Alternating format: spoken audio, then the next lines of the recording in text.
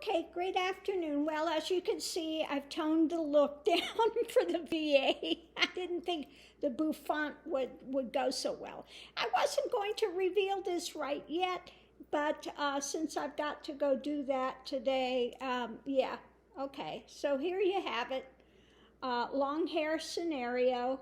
Now this one is a human hair wig, okay? All the others, most of the other ones I have are synthetic, but this one is real human hair. And I don't know, for a long hair, it looks pretty good. Now I do look better in the shorter styles, but you know, every once in a while it's fun just to kind of have long hair. Anyway, how many wigs do I have? Maybe 9 or 10. I think maybe 9 or 10, something like that. I do have a couple that are fun. Like I said, don't miss the Hoga Lee this week. It's going to be fun. And I did order one in a little bob style, but in a color. So hopefully it fits. I'll show it to you when it gets here. But it's not your usual hair color, although you have seen me in that type of color before. Okay, I'll just say that. But this one is a pastel type of a color, and what I had before in my hair was more electric. We'll just say that. This is when I had long hair, my own hair, long hair. But we'll see. So anyway, let me know what you think. This is, like I said, something different. It's long hair. I think it looks very natural. Well, it is human hair. So this one I could, I could curl it, do whatever I want with it, being human hair. Okay. So, yeah, actually you can get these cheaper on Amazon, through Amazon, than I did at my wig store here. But here, I was able to try it on and make sure everything fit, and I kind of like the length of this. And yeah. So anyway, I like it a little different, the color in this. So let me know what you think. But here is my toned down look for the VA. I think this is better. The big bouffant it was, and the caftan. Now I wore this because they're going to do the EKG, so I can just open it up and they can put the electrodes on, and do what we need to do, and run it quickly. So yeah. That's why I changed to wear this type of a blouse, because I know what's coming. The caftan, I would have had to take it off and put on a hospital gown and go through all that. With this, no, I don't. I just lay down and open it up and boom, boom, boom, stick the electrodes on, run the EKG. It takes a couple of seconds and you're done. It's so fast. And I know that my EKGs come out perfect. I don't have any problem. Now my mother did. She died from a heart problem. She had a problem with a valve or something in her heart that was defective. And so they said if she'd been on an operating room table and this happened, they couldn't have saved her. So it was something that happened, and it was quick. Okay. It was very quick. So, I didn't even know my mother had a heart problem until after she passed. And then, it hit me. I saw in her medicine chest that she had nitroglycerin. And then at that point I did, oh my God, she knew she had a heart issue and never said a word about it. I had no idea. Of course, my father, being who he is, blamed me for it. Yes, I am the cause of her having a defective valve in her heart. No matter what it was. I was a black sheep. Whatever it was got blamed on me. No matter how crazy it was my fault. So, yeah, yeah. So I killed my mother because she had a defective valve in her heart. Yeah. Anyway, yeah, that day, I guess I was not living at home. I was living, in San Francisco at the time, and I got this call from my dad. He never calls me, okay? Never, ever, ever. It's the first and only time I got a call from my father. And he's going, I think your mother's dead. What? They're coming, they're coming to take her to the hospital. And I got there, and they were still working on her. That's how fast I drove from San Francisco to San Bruno. Yeah. I mean, I went as quick as that car would go with my flashers on, and I just booked. And they were taking her out when I was arriving, and went to the hospital, and they came out and said there was, nothing they could do, and she was gone. But I guess my father said that she had gotten up in the morning, she made herself some hot chocolate and made him his coffee, and was saying she felt really tired, she didn't feel well. And so she was going in the bedroom. And, she was in there, and in there, it seemed like a long time, and he started calling for her, and she wasn't answering, and he went in and found her on the floor. So I guess it was really quick, but that was it. No notice, and then there was he had her cremated, and there was no wake, no ceremony for her. Whatever happened to her ashes, I have no idea. It was like she never existed.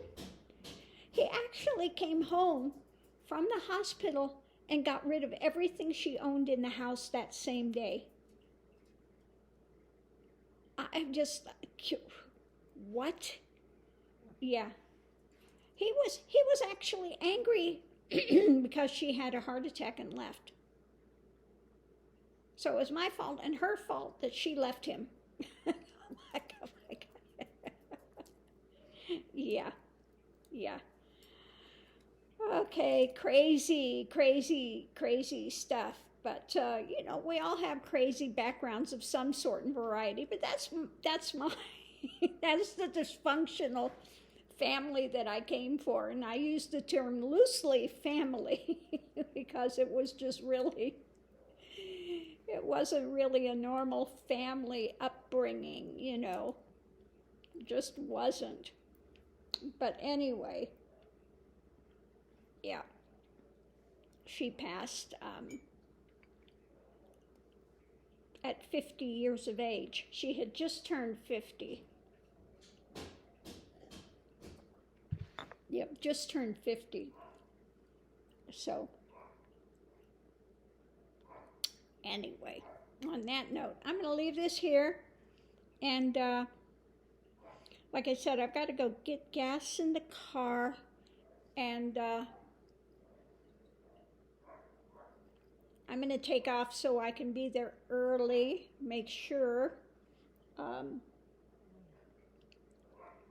I've never, ever missed appointments. So when she called today and said that I just didn't show up, and I have my book here that I do write everything down as to appointments, what I've got going on. And in fact, when she said today, I wrote it in there, so I have a log of it. I have the appointment with the doctor, the EKG, and the anesthesiologist today. So I make sure I put it all in there. And then tomorrow, I have the appointment with the endocrinologist to go over my tests, and he's just going to go, oh, they look fine. I have a couple things that are high. My cholesterol was a little high. And my glucose was a little high, but it was actually if my fasting was pre-diabetes, which is really good because I hadn't been taking metformin for a few months and had just started back on it again. So at 120, that was really good for me because that's where my diabetes gets crazy. It's just the overnight thing spikes, and the rest of it is usually fine. But overnight, yeah, it spikes, and that's not great. I don't know what they call it, sunset or sunset, I think it is. Is it sunrise or sunset? But anyway, yeah, overnight it just really spikes. During the day, it's quite fine. I don't know why. The fasting for me is the problem. But it has been getting better, although right now I've been having issues with my teeth and not able to really eat heavy things. And so I'm eating things that are really not good. So I'm surprised it was as low as it was because I've been having to eat a lot of carbs. So even with that, it was pretty decent. I'll take it. So anyway, those were the only things that were kind of elevated. But, I knew that going in. But the rest of my tests were all good. Everything else was quite fine. Nothing that would hinder having my thyroidectomy. And the doctor did put me on blood pressure medication because when I go to the doctors, it skyrockets. It's a trigger for me to go to the doctors. And when I'm home, it's quite fine. But he said if I go to the hospital and it's skyrocketing like that, they may not do the surgery. So he wanted me to stay on this stuff, until after the surgery, which, okay, I can do that. It's not a big thing. It's a little bitty pill. You take it the first thing in the morning. I get up and I take it and make sure that it's done. What are you doing, May? What are you doing, Missy May? Hey, troublemaker. You happy, girl? Are you happy, girl? Yeah. She's... You coming and giving me love? Are you giving me love this morning? Are you? Yeah. Miss Snaggletooth, you giving me love with your crazy hair? Are you having a bad hair day? Yeah. Yeah. We need to give you a bath. Yeah, I think you need a bath. Yeah, am I boring you? I'm sorry. I must be boring her. My nature girl. Hey, boom, boom, nature girl. And Mr. Max, I'm telling you, he's a little guy, but oh my God, you pick him up and he is solid. He is so heavy now. I mean, just solid. Absolutely boy. Yeah. You pick him up, he must weigh about 10 pounds. I'm like, how could this little guy weigh like that? You gained weight, mister. He has. He's gained weight. But that's okay. He's yeah. He's absolutely built like a boy. He's got the big chest and little bitty hips. He's cute. Anyway, so I'm getting ready to take off and for El Paso yet again today. Why is everything in El Paso? And thank you for the donation towards my gas.